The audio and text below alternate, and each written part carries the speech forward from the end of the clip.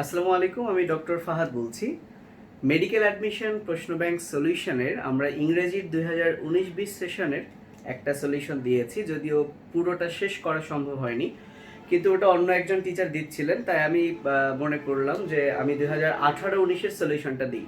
তো শুরুতে একটা কথা বলে রাখি, ঢাকা ইউনিভার্সিটিতে ইংরেজির প্রশ্ন যতটা কঠিন হয়, তোমরা যদি মেডিকেলের প্রশ্নগুলো দেখো তাহলে দেখবা যে কত সহজ হয় তুলনামূলক ঢাকা ভার্সিটির তুলনায়।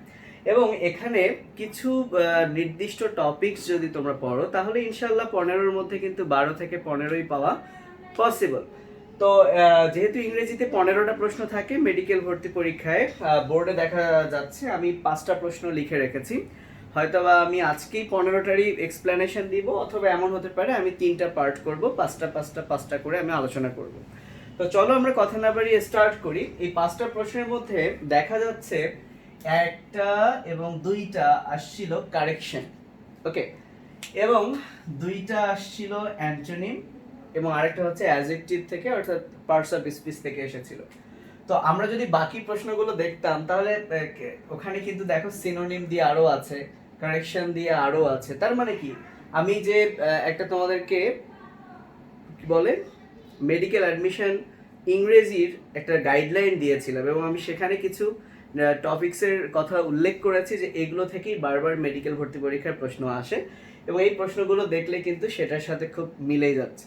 তো চলো কথা না বাড়িয়ে আমরা এই 5টা প্রশ্নের একটু ঝটপট আনসার দেওয়ার ট্রাই করি।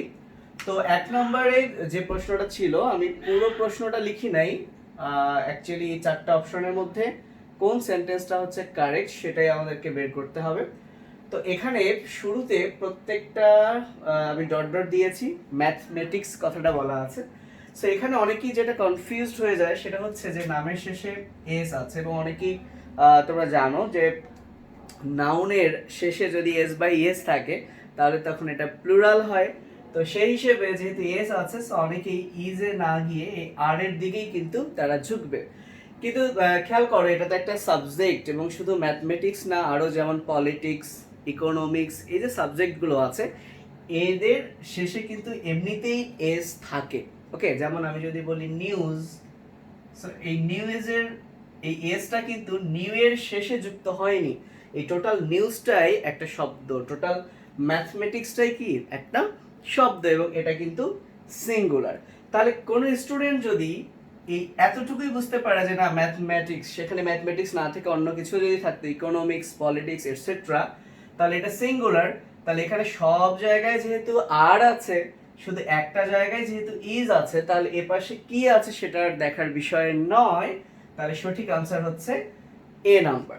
যদি এমন হতো এখানে আরো একটা অপশনে ইজ থাকতো, তখন আমরা এই পাশটা চিন্তা করতাম যে এখানে কোনো ভুল ত্রুটি আছে কিনা। তো আশা করি বুঝতে পেরেছো, অনেক সহজ একটা প্রশ্ন ছিল।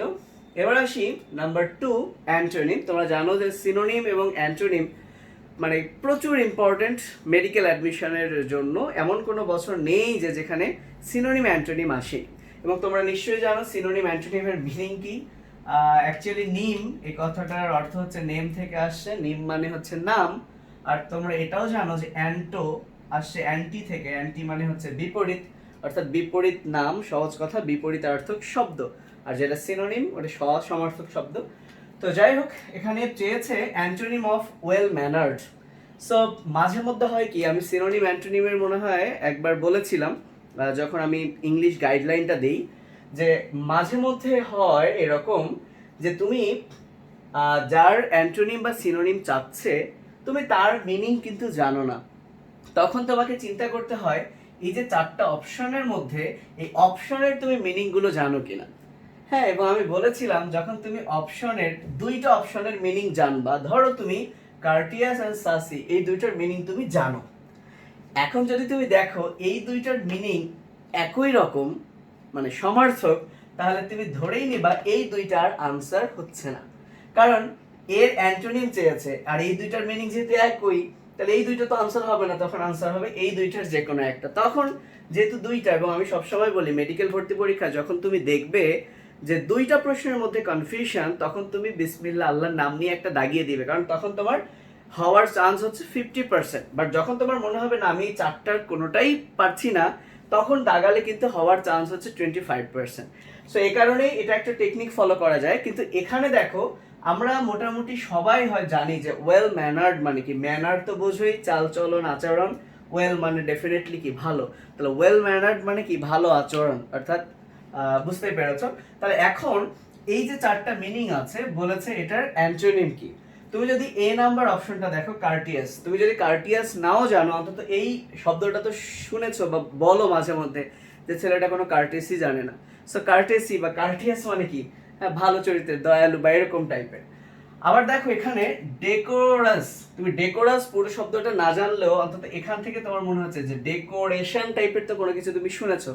ডেকোরেশন মানে কি ঘর ডেকোরেশন করে, ডেকোরেশন মানে কি সাজসজ্জা। ওকে, সো যে ওয়েল ম্যানার্ড, যার ম্যানার অনেক ভালো, তার কি ওই যে ডেকোরাস, অর্থাৎ সে ডেকোরাস ব্যাপারটাও কিন্তু বোঝাচ্ছে কি সে একটু ওয়েল ম্যানার্ড। এখন হতে পারে তুমি সাসি মানে জানো না আর শিভালরাস মানে জানো না। তো এইখানে তুমি একটা চালাকি করতে পারো, বাট সবসময় চালাকি খাটেও না। সেটা হচ্ছে দেখো এই দুইটার মিনিং একই রকম লাগলো, কার্টিয়াস ডেকোরাস, ওকে। এবং খেয়াল করে দেখো এটার শেষেও কি রাস ব্যাপারটা আছে, অর্থাৎ ওইউএস ওইউএস ওইউএস। তো আমার এক স্টুডেন্ট এই কাজটাই করেছিল যে ভাইয়া দেখলাম যে তিনটা শব্দের শেষে আস আস আস ব্যাপারটা আছে, তো এটাতে নাই, তাই সে এটাই আনসার দিয়েছে। এবং ওই যে বলে না যে ঝড়ে বক পড়ে ফকিরের কেরামতি বাড়ে, এরকম টাইপের তারটা হয়ে গিয়েছিল। তো মাঝে মধ্যে ইট ওয়ার্কস, এটা কাজ করে মাঝে মধ্যে। আর সাসি এই শব্দটা অ্যাকচুয়ালি আসছে সসি থেকে। তোমরা জানো সস মানে কি একটু ঝাঁঝালো, অর্থাৎ বিশেষ করে মেয়েদের বেলায় এটা বলে, খুব কমন একটা টার্ম সাসি গার্ল, অর্থাৎ যে মেয়ের মানে কথাবার্তা একটু বোল্ড টাইপের, খুব রেসপেক্ট দিয়ে কথা বলে না, একটু ঝাঁজ টাইপের, ওকে, সেটাই হচ্ছে সাসি। সো তোমাদের এরকম কোনো ফ্রেন্ড থাকলে তাকে বলতে পারে হাই সাসি গার্ল, এরকম টাইপের। তো যাই হোক, আশা করছি এটা হয়ে গেল। 3 নাম্বার কারেকশন যেটা আছে সেটাতে প্রথমে একটা জিনিস খেয়াল করো, এখানে ম্যান আছে, সবগুলোতেই ম্যান, কোথাও মেন নাই। এবং তোমরা জানো যে ম্যান হচ্ছে সিঙ্গুলার আর মেন হচ্ছে কি প্লুরাল। তাহলে যেহেতু ম্যান সিঙ্গুলার, তাহলে ভার্বের শেষে এস বা ইএস যোগ হবে যদি সেটা প্রেজেন্ট টেন্সে থাকে। আচ্ছা, আবার গড, ওকে, আল্লাহ তো এক, সো সেক্ষেত্রে গডও হচ্ছে কি সিঙ্গুলার, তাহলে এরপরে ভার্ব প্রেজেন্ট ফর্মে থাকলে কি হবে এস বা ইএস হবে। তাহলে প্রথমে একটা জিনিস আমরা এখানে দেখতে পাচ্ছি যে গডের পর এখানে ডিসপোজ আছে, তাহলে হওয়ার কথা ছিল ডিসপোজেস, অর্থাৎ শেষে একটা এস যোগ করার কথা ছিল, কিন্তু যেহেতু এখানে সেটা নাই তাহলে প্রথমে বি হচ্ছে না, আর কোনো কিছু আমরা দেখব না। এখন আসা যাক এসিডি তে। এখানে দেখো শেষে এস আছে, শেষে এস আছে, তাহলে এটা হতে পারে। এখানে এস আছে, এস আছে, এস আছে, তার মানে এই তিনটার মধ্যে যে কোনো একটা হতে পারে। এবার চিন্তা করো তাহলে মিনিং এর দিকে। So man possesses but god disposes। Actually এটা একটা প্রবাদ বাক্য থেকে আসছে যে মানুষ যাহা চায় বা যাহা আশা করে, হ্যাঁ সব সময় কিন্তু সেটা সে পায় না, ওকে। অর্থাৎ আল্লাহ তাআলা মানুষের সব ইচ্ছাকে কিন্তু কবুল করেন না। সো এরকম টাইপেরই একটা অর্থ। এবং এই শব্দটা নিয়ে প্রায় 1864 সালের দিকে একটা ওয়াইল্যান্ড ক্যানভাস করা হয়েছিল। তো আমি এত গল্পে যাচ্ছি না। তো সেক্ষেত্রে সঠিক যেটা হচ্ছে সেটা হচ্ছে কিন্তু man proposes but god, man proposes but god disposes. So এটা একটা প্রবাদ, এটা তোমাদেরকে একদম মুখস্থই রাখতে হবে।